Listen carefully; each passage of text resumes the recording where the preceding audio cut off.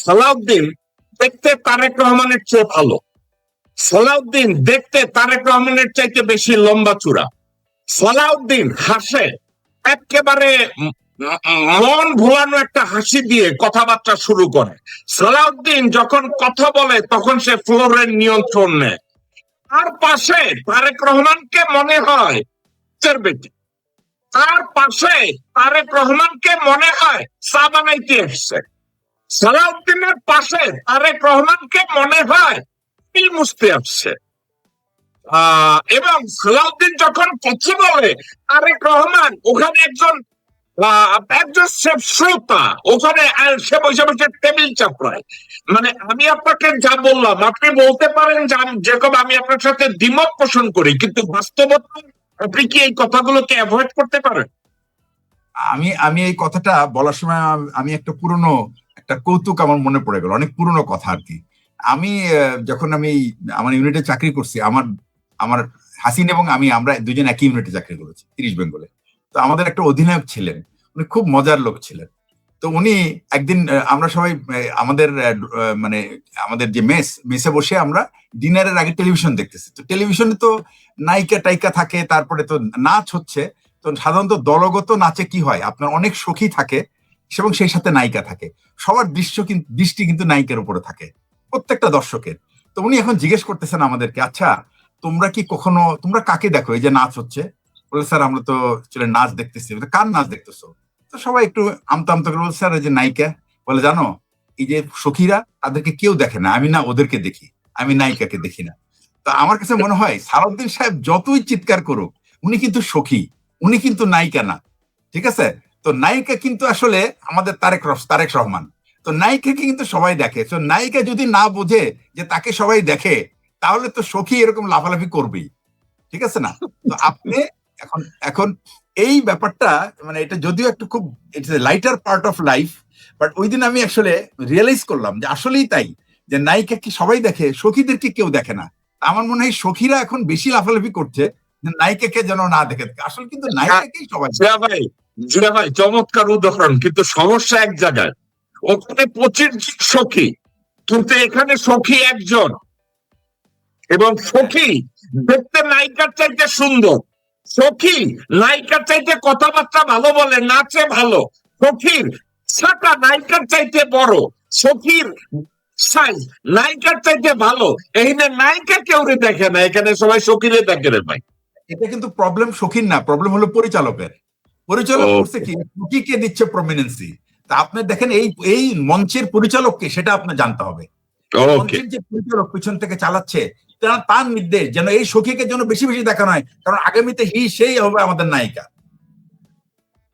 যেন বেশি। এটা যদি হয় জিয়া ভাই, তার কথাটা যদি সত্য হয়, গতকালকের আমি আর আপনি আলোচনার একটা পর্যায়ে আমি বলছিলাম যে এই সখীরে দিয়ে তো তারেক রহমানকে এমন একটা পর্যায়ে নেওয়া হচ্ছে that he is not capable of running the government. Then there would be outside the government that তারেককে রিপ্লেস করা হোক। বলছিলেন তারেকের চ্যালেঞ্জ, তার নেতৃত্ব চ্যালেঞ্জ করার মতো কেউ নাই। এখন আপনি বলছেন না মঞ্চটা কে সাজাচ্ছে, পরিচালনা করছে? আপনার কি মনে হয় আসলে মঞ্চের পরিচালক তারেক রহমান, নাকি মঞ্চের পরিচালক ভারতীয় এম্বাসিতে শ্রেষ্ঠ ত্রিবেদী উনি? ওটার কাছ থেকে আমি জানতে চাচ্ছি। আচ্ছা, প্রথম কথা হচ্ছে যে এই মঞ্চের যে পরিচালককে এটা সবাই জানে, ঠিক আছে, কিন্তু সবাই ভাসুরের নাম নিতে চায় না, নাম কেউ নিতে চায় না। তো মঞ্চের পরিচালক যারাই থাকুক এই বাংলাদেশের, কিন্তু যারাই সচেতন নাগরিক তারা কিন্তু সবাই জানে যে মঞ্চের পরিচালককে। এখন প্রশ্নটা হচ্ছে যে নায়িকা, তার অস্তিত্ব টিকিয়ে রাখাটা তার জন্য জরুরি। এই পার্লামেন্টে যদি দ্বিতীয় কোনো ব্যক্তি তারেক রহমান সাহেবের পরে অ্যাক্টিভ থাকা উচিত ছিল, এটা থাকা উচিত ছিল মির্জা ফখরুলের। বিকজ উনি কিন্তু এই পার্টিটাকে 15 বছর যেইভাবেই করুক, ওনার যত রকম ব্যর্থতাই থাকুক, যত রকম অভিযোগই তার বিরুদ্ধে থাকুক, উনি কিন্তু এটাকে টেনে নিয়ে গেছে। হি ওয়াজ লাইক এন ইঞ্জিন, এবং এই ইঞ্জিনটা কিন্তু কাজ করা উচিত ছিল। বাট আনফর্চুনেটলি আপনি একটা ইম্পোর্টেড ইঞ্জিন, যেটা ফ্রেশ ছিল, যেটা জানেই না এই ট্রেনের লোড কত, এটা কত লোড সে জানে না, কিন্তু হি হ্যাজ স্টার্টেড পুলিং। তো ব্যাপারটা হচ্ছে কি যে এই জিনিসটা বোঝার দায়িত্ব কিন্তু আমি আপনি চিৎকার চেঁচামেচি করে কোনো লাভ হবে না। যদি পার্টি যদি নিজে না বোঝে তাহলে আমি আপনাকে একটা কথা বলি, এইটা যদি চলতে থাকে না, there will be a huge fracture within the party. It's already there. এই জিয়া ভাই, fracture is already there. Zia ভাই, আপনাকে একটা কথা বলি, এই কথাটা একটু মনে রেখেন। আমি আপনাদেরকে একটা উদাহরণ দেব। এটা হাসিন ভাই, আপনি এবং কাজী আব্দুল আল মামুন জয়, এরশাদের পতনের পরে জাতীয় পার্টিকে টেনে নিয়েছিল মিজানুর রহমান চৌধুরী। মিজানুর রহমান চৌধুরীকে বলা হইতো ওই সময়ের true pragmatic leader and a brilliant parliamentarian. এখন একটা মজার কথা আপনাকে বলি, বাংলাদেশে যাদেরকে বলা হয় সে হচ্ছে Paramount leader and effective parliamentarian, আপনি কি জানেন বাংলাদেশে গত 55 বছরে একজন তুখোর পার্লামেন্টারিয়ান তৈরি হয় নাই? জিয়া ভাই, আমি আপনাকে জেনে কথাটা বলছি। তুখোর পার্লামেন্টারিয়ান ওই লোককে বলা হয় যে লেজিসলেশন লেখে, এইটাকে পার্লামেন্টের সবার সামনে আর্গিউ করে এবং ওইটাকে আইন আকারে পাশ করে। বাংলাদেশে একজন কোন পার্লামেন্টারিয়ান নাই যাকে বলা যায় তুখোর পার্লামেন্টারিয়ান। এখন মিজানুর রহমান চৌধুরী যখন এই টেনে নিচ্ছিল, টেনে নেওয়ার ফাঁকে কয়েকটা কাজ করছে যেটা আপনাদের তিনজন জানতেও পারেন, নাও জানতে পারেন। সোনালী ব্যাংক থেকে কয়েকশো কোটি টাকা উনি লোন নিলেন, জনতা ব্যাংক থেকে উনি কয়েকশো কোটি টাকা লোন নিলেন during the time he was polling জাতীয় পার্টি, এবং এরশাদ সাহেব তখন হাজতে। এক পর্যায়ে উনি এমন ভাবে ঋণ খেলাপি হইলেন, এমন ভাবে তদবিরবাজ হইলেন, পরে he became liability to the party.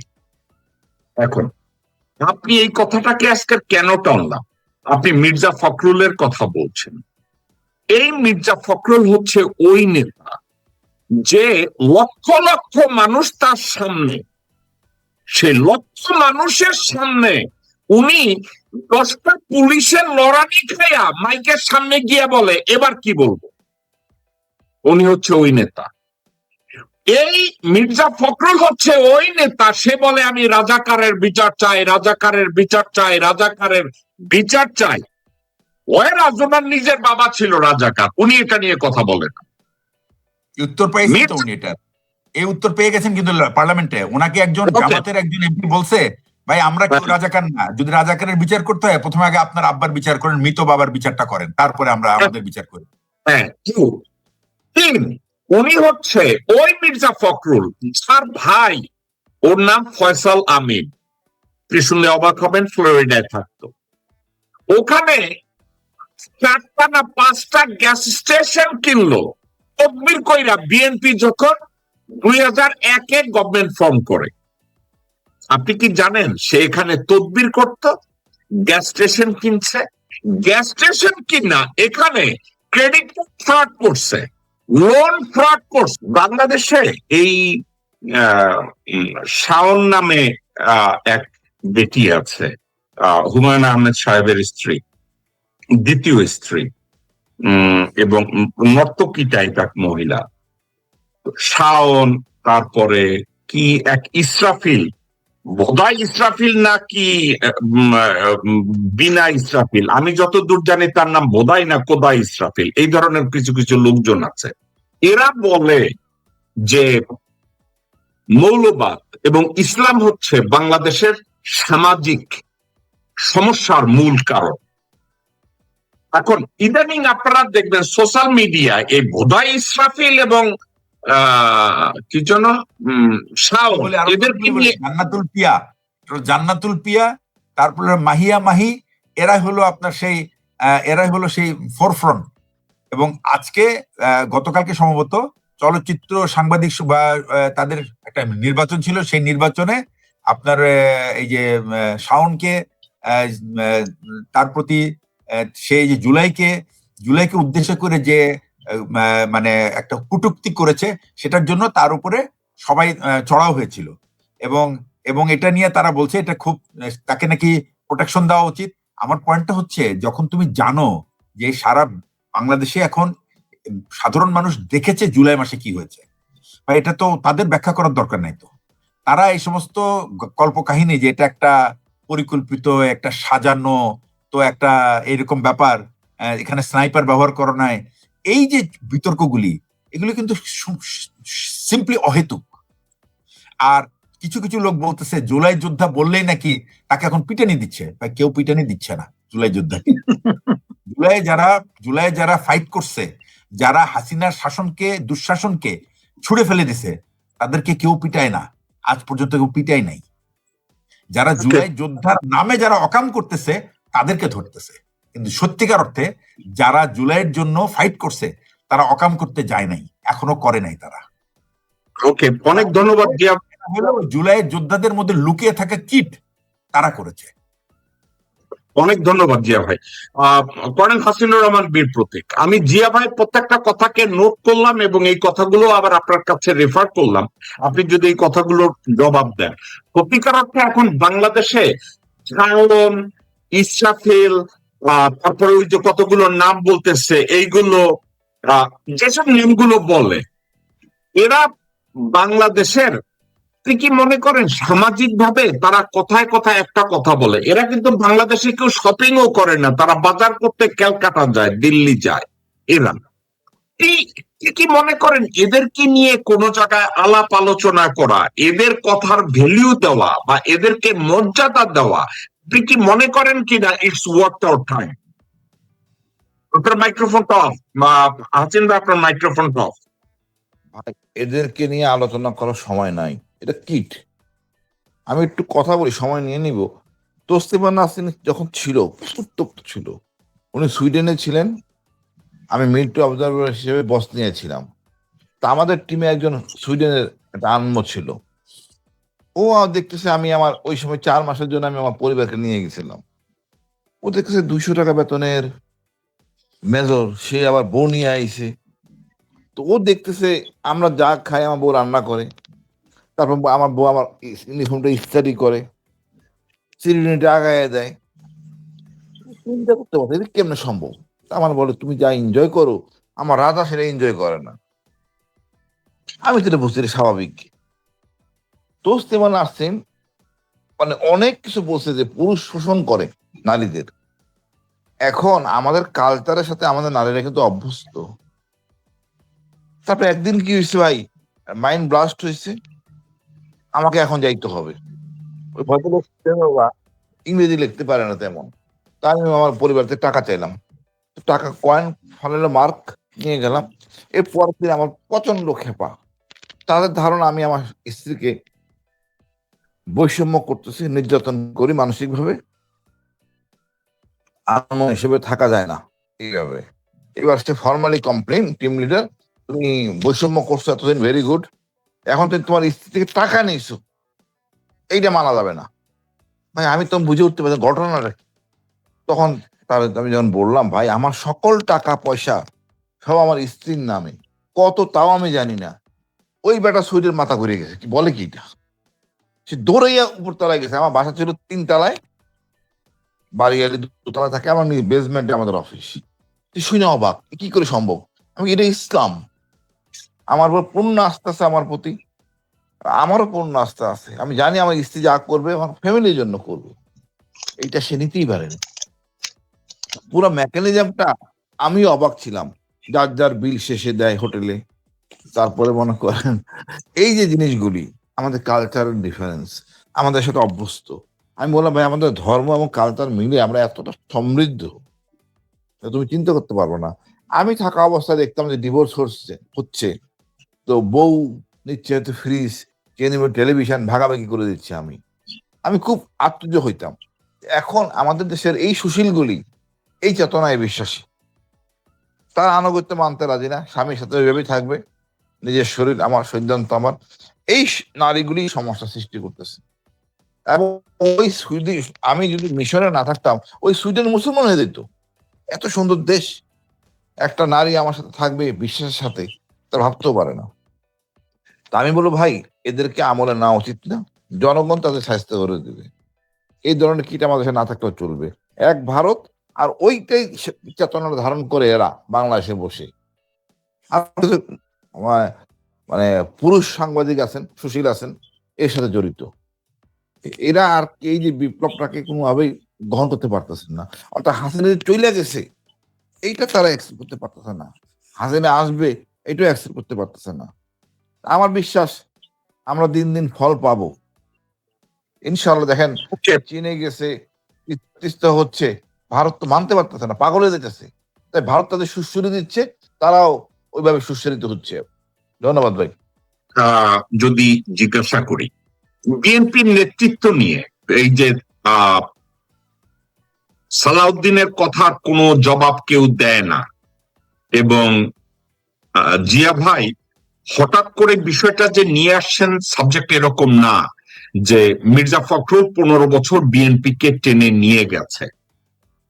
এখন আপনি কি বিএনপির বর্তমান প্রেক্ষাপটে আপনি কি মনে করেন যে সালাউদ্দিনের স্থলে মির্জা ফখরুল যদি এই রোলটা পালন করত, সংসদ উপনেতার দায়িত্বটা পালন করত, আপনি কি মনে করেন দেশ এর চেয়ে ভালো চলতো? ভাই আসলে এই যে স্যার একটু বলছেন 28 অক্টোবর, ওই জনসভায় আমি ছিলাম। ওনাদের আয়োজন দেখে আমি হতাশ। আমরা জনগণের সামনে মাটিতে ছিলাম, উনি বলা নাই কোয়া নাই, সবার সামনে কালো গাড়ির গ্লাসটা উঠাই দিয়া শুধু চলে গেলেন দলবল সহ। আমি হতাশ হয়েছি। নেতা কখনো আগে যায় না। ওই দিন যদি মির্জা ফখরুল মারা যেতেন, দেশটা ঘুরে যেত, অন্য ইতিহাস সৃষ্টি হতে পারতো। এই বেসিক জিনিসগুলো এরা শিখেন নাই আমার মনে হয়েছে। কারণ এটা ফার্স্ট টাইম যে আমি ওই সময় প্রথম গেছি একটা জনসভা দেখতে। ঘটনা কি, কোনো ডিফেন্সিভ প্ল্যান নাই, উদ্দেশ্যপ্রণোদিত ভাবে বিভিন্ন দেশে বিভিন্ন অঞ্চল থেকে লোক নিয়ে আসা হয়েছে, মানে ম্যানেজমেন্ট পুয়ার, এবং রেডি ছিল। এখনো কেন আপনারা বোমা মারতেছেন না, গুলি করতেছেন না, আমরা উদ্যোগ করবো। হাসিন ভাই, আর আপনাকে যদি আমি বলি, আপনি বলছেন তাদের ম্যানেজমেন্ট উল্টা সিধা ছিল। আপনি ওই অক্টোবরে আপনি কি জানেন এটা?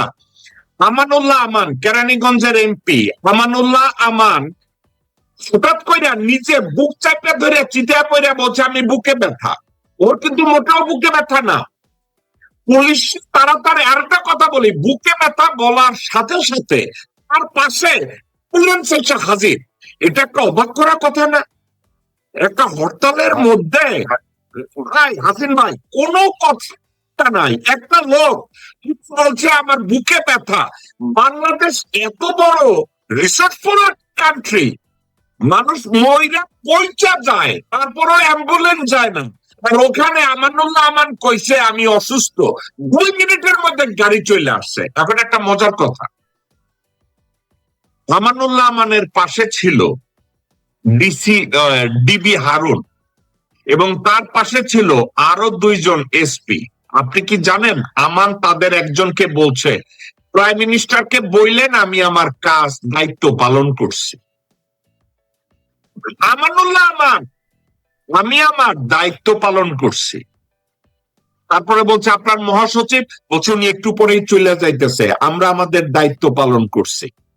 এবং আপনি কি জানেন আমানকে যখন গাড়িতে উঠাইতেছিল, মির্জা ফখরুল যখন গাড়িতে যাইতেছিল, মোহাম্মদ সালাম বর্তমানে ঢাকা উত্তরের প্রশাসক, তা বলছে প্রধানমন্ত্রীকে বলবেন আমরা হারাম খাই নাই, ওনারা যা খাইছে হালাল খাইছে। এখন আপনি ওনাদের কাছ থেকে ভালো প্ল্যান আশা করেন, আপনি বলছেন ওয়েল প্ল্যান না, ম্যানেজমেন্ট খারাপ। ভাই মানে এগুলা যায় বিএনপির সাথে? আমি হতাশ। মানে এরা যে রাজনীতিবিদ নিজের জন্য, দেশের জন্য না, জনগণের জন্য না, নিজের জাস্ট নিজের জন্য।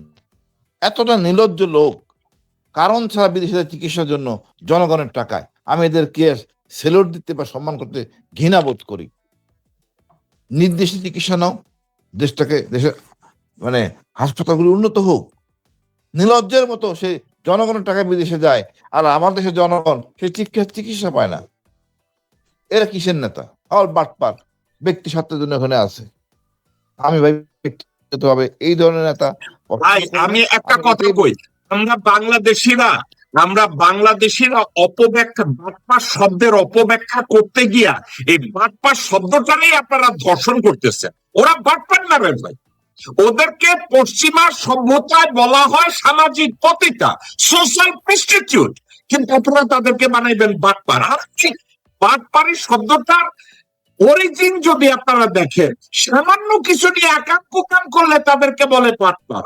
যারা ব্যাংকের থেকে 1000 কোটি টাকা লোন দিয়া কাটি কইরা মাইরা দেয় তাদেরকে বাটপার কয় না ভাই, এদেরকে অন্য কিছু বলে। তাদের জন্য আপনি অন্য কোনো শব্দ ব্যবহার করেন।